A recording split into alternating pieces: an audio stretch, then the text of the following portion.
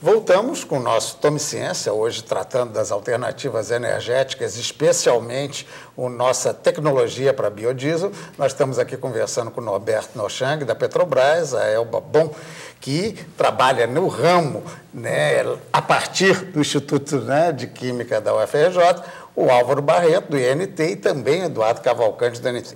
No intervalo, o Eduardo levantava, né, uns aspectos aí de continuidade. Mas um outro aspecto que também marca muito a questão do biocombustível é todo o envolvimento que se faz a partir volto para o discurso, né, do presidente Amamona, o social. Realmente a alteração do ponto de vista de um retorno social é maior, talvez, ou igual à da tecnologia? O que é que nós estamos pesando aí quando falamos de biocombustível? No caso do biocombustível, biodiesel, as suas principais virtudes são os ganhos ambientais e sociais, né? Nossa experiência no estado do Rio, tanto no sul fluminense quanto na região metropolitana, demonstram que as oleaginosas de ciclo curto, notadamente, elas podem ser introduzidas em áreas degradadas. Então, além da opção econômica que o pequeno agricultor pode ter implantando essas oleaginosas de ciclo curto, ele está recuperando a área para uma melhor adaptação ao meio ambiente. E, sem dúvida, André, a questão social é fundamental e traz uma expectativa de um ganho adicional ao agricultor familiar que já produz milho, feijão. Tá, nós não corremos o risco que nem eu acho que era o grande salto, né, do Mao Tse Tung, quer dizer, quis botar forninho em todo quanto lugar. Ou seja, como é que a gente pode juntar? Você tem uma pequena plantação, o outro também. É possível tecnologicamente que isso se some sem se perder a cadeia produtiva? Sim, sem dúvida. Através do cooperativismo bem orientado, um cooperativismo maduro e que nós temos condições de incorporar em regiões como aqui no Estado, isso é possível, sem esses arrobos e nem grandes pretensões, e isso podemos fazer. É uma questão de estruturação da cadeia produtiva local. Você, obviamente, precisa identificar, dentro das autoridades locais, um consumidor local do produto, não digo do óleo, mas sim do biodiesel, as frotas cativas, os grandes empreendimentos, as grandes frotas urbanas. Nós já temos casos bem-sucedidos em Resende e em outras regiões, e daí, sem esse risco dessas grandes manifestações e empreendimentos como esse que você citou, dá ao povo rural uma opção bem pensada. Eu citei essa questão da China, porque nem sempre a estruturação voltada apenas para um pequeno aspecto resolve tudo. Mas, intervalo rolando aqui, o Norberto já está dizendo, não é só no Brasil, não. Como é que é isso? Em todo mundo, o biocombustível produz uma implicação social, não? Principalmente o biodiesel, André, né? O biodiesel ele já tem uma maturidade tecnológica nos países, na Europa, nos Estados Unidos, né?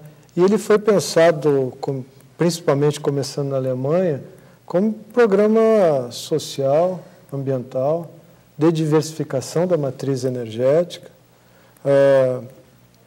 fixar o homem oriental, o alemão oriental do lado oriental, né? Com a queda do Muro de Berlim, houve toda uma migração para a Alemanha Ocidental, e a Alemanha muito à frente das energias renováveis. Hoje a gente tem grandes parques eólicos na Alemanha, incentivou a produção de biodiesel a partir da COSA, a nossa canola, né? E todo o olhar no mundo, no programa de biodiesel tem esse olhar, ele é social, ele é ambiental e de diversificação da matriz energética.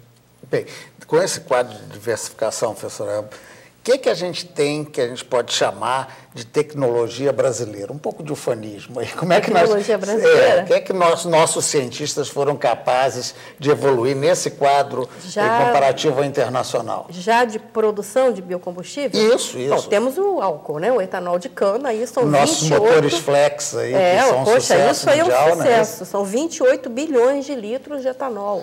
Isso aí é muita coisa. É muita coisa, aprendeu-se muito, né? Pesquisa continuada, isso aí é fantástico. o biodiesel, que a Petrobras está transformando numa realidade industrial. Eu tenho a impressão que, a partir daí, nós teremos o etanol de biomassa, mas ele precisa, para ele ser viável economicamente, do desenvolvimento de várias outras competências, como é a produção das enzimas para a hidrólise da biomassa. E, enfim, a coisa vai se estabelecer. Agora, eu gostaria também de ressaltar que o mundo está vivendo também a dificuldade do fornecimento de matérias-primas para a indústria química, intermediários de síntese. Então, agora, o etileno, nós já temos 2 fábricas aqui no Brasil que produzem etileno a partir do eteno obtido a partir de etanol. Não estão usando mais petróleo, estão produzindo economicamente, são empresas grandes. Vamos explicar para quem está em casa qual é a importância do etileno. Aí, porque não usa derivado do petróleo. Produz um insumo importantíssimo da indústria química, né? Produção de plástico, a partir de etanol.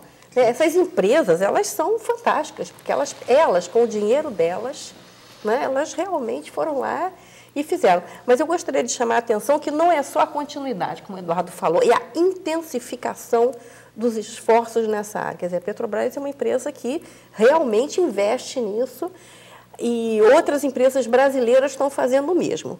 Porque o que eu vejo, e aí realmente é um alerta, né, para o governo brasileiro, é que as grandes empresas internacionais estão entrando aqui no Brasil, comprando indústrias de produção de etanol de cana. Passo o seguinte, vão estabelecer a tecnologia delas de produção de etanol de biomassa, que são várias, não é uma só, você tem diferentes opções para a produção de etanol de biomassa, e vai... Por quê? Porque o problema lá é muito mais agudo do que aqui. Por quê? Por causa da superpopulação, por causa do problema da indústria química, por causa da poluição ambiental, por causa das dificuldades estratégicas de suprimento de petróleo. Então, aqui no Brasil tem que ter continuidade e intensificar cada vez mais, porque o Brasil realmente tem uma vantagem incomparável para a produção de biodiesel e bioetanol, além do etanol de cana tradicional. Bem, eu vou aproveitar que o Álvaro trabalha em certificação nesta área de biocombustíveis, mas certamente conhece problemas que envolvem comerciais, né? Problemas comerciais. Por exemplo, se faz muita crítica ao fato de o nosso diesel ter muito enxofre. Já existe até uma questão comercial quanto a isso. Essa é a importância da conformidade? Bom, primeiro eu queria dizer que nós lá temos um projeto de extensão tecnológica ao setor produtivo de biodiesel que visa justamente fornecer o suporte tecnológico ao setor para que ele produza um biodiesel em conformidade com a especificação. Bom, com relação ao enxofre, a simples adição de biodiesel ao diesel reduz o teor de enxofre. Já pode acabar, porque é uma crítica que a Europa, por exemplo, faz ao biodiesel brasileiro, quer dizer, ao diesel brasileiro. No caso, não haverá risco, no caso do biodiesel, essas disputas por características técnicas não vão pegar. Está sendo feito todo um esforço, né, por parte da Petrobras para reduzir o teor de enxofre, para se adequar aos níveis internacionais. Mas aí o biodiesel surge como um aditivo, porque quando você baixa o enxofre, você tem uma queda de lubricidade. Como o biodiesel ele tem uma lubricidade maior. Lubricidade é uma característica oleosa, digamos, da coisa, de lubrificação. Uma característica de lubrificar o sistema de injeção do motor diesel. Tá. Então, com isso, garantindo maior vida útil para esses sistemas. Então, com o biodiesel aí pode ser considerado um aditivo para melhorar as características, a performance dos motores diesel. E aí, de novo, vem os nossos desafios aqui no Brasil, né? Certo. De identificarmos as oleaginosas, né, que tragam realmente esse ganho, além dos ganhos sociais e ambientais que nós falamos, que tragam esse ganho de lubricidade e que introduz essa melhoria no diesel, né? Nós temos um menu de opções aqui. Vamos lá, até cite, porque isso certamente deve ser muito curioso. Quais são as nossas... E a gente pode fazer um jogral aqui em termos de oleaginosas, né? Porque eu conheço algumas dezenas, vocês conhecem umas tantas outras, né? E a gente pode falar de soja, girassol, mamona, eu já ouvi falar de amendoim, licuri, algodão. Vamos lá, me ajude, por favor. Buriti. Buriti, que é do Nós temos palmáceas também, a macaúba, que precisa ser melhor explorada. Palma, óleo de palma. As palmas. Isso. Nós temos um grande plantel de candidatos. E é um esforço que regionalmente deve ser continuado. Outro dia recebemos até trabalhos na nossa rede lá do NT, da opção do milho para certo tipo de agricultor, cujo milho é dado para alimentos, ele tem um excedente que ele pode também transformar. Então, nós fazendo consorciado e em rotação, não monoculturas, eu acho que nós temos um grande potencial de norte a sul. É muito importante, André, o desenvolvimento agrícola e a assistência ao pequeno produtor. Se a gente quer realmente que seja um projeto, um programa de biodiesel, de biocombustível, de longo prazo, sustentável a longo prazo, é muito importante que se dê condições a esse pequeno agricultor, que se dê uma capacitação técnica, que se dê um apoio técnico agrícola, para que ele possa plantar e ter o retorno. O biodiesel ele tem uma equação de difícil solução, né? Nós temos que equacionar, nós precisamos de uma matéria-prima barata e que remunere bem o produtor para que ele não plante uma vez só. Então, essa que não vá também aquela variação de preço, né? A soja está dando muito dinheiro, vamos todo mundo plantar soja. Isso. Que aí quebra a cadeia. Essa equação é uma equação de difícil solução. E aí nós temos que investir no pequeno produtor.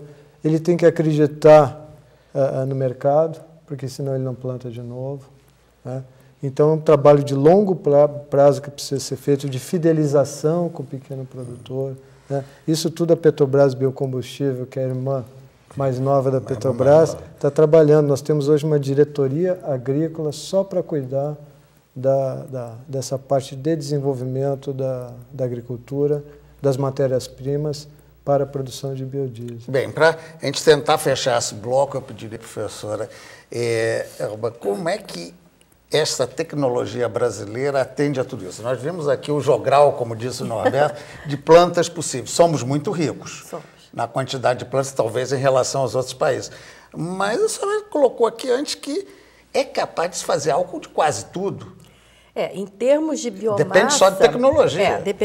Mas existe a famosa economia de escala. Então, você tem que ter os resíduos da agroindústria disponíveis em determinados locais em quantidades, entre aspas, industriais.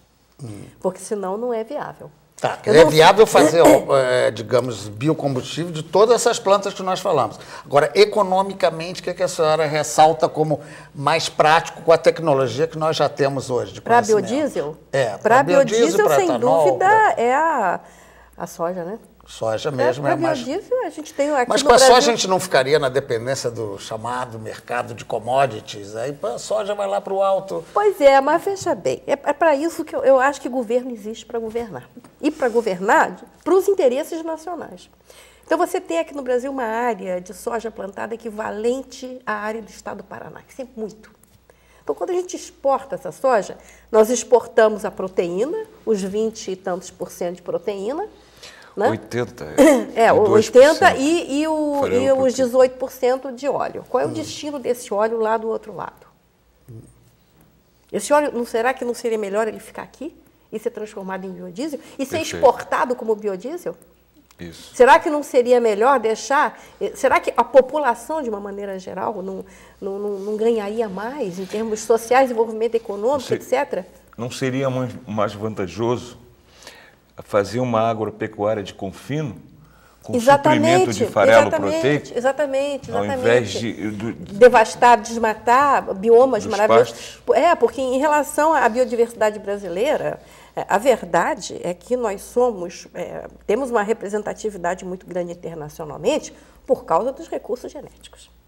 Agora, aquela soja que passa ali, e é uma cultura, uma monocultura, que desertifica. Isso a gente também não pode se enganar. Ao contrário dessas outras opções que o Eduardo das fala rotações, de recuperação. etc. Pois aquilo ali a gente vendeu por um preço mínimo e o prejuízo fica aqui. Cabe mais beneficiado. E agora, é claro que existe concentração de riqueza, existe aqueles empregos que ficam ali, etc. Mas eu não sei se esse é o modelo que interessa ao Brasil socialmente, que interessa ao Brasil economicamente. É claro que a gente não muda de uma hora para outra todos esses paradigmas da economia de mercado, entre aspas, né? E nem a gente, agora a gente tem que olhar para o social, porque esse discurso também se perde no vazio. Mas o governo existe para governar, né? para o povo. Bem, Né? eu vou aproveitar essa sua dica, porque nós vamos a mais um intervalo, vamos voltar com o último bloco, onde normalmente a gente apresenta propostas. E Então, aí eles vamos lá. vão cair nas propostas na área de biodiesel. Um instantinho só.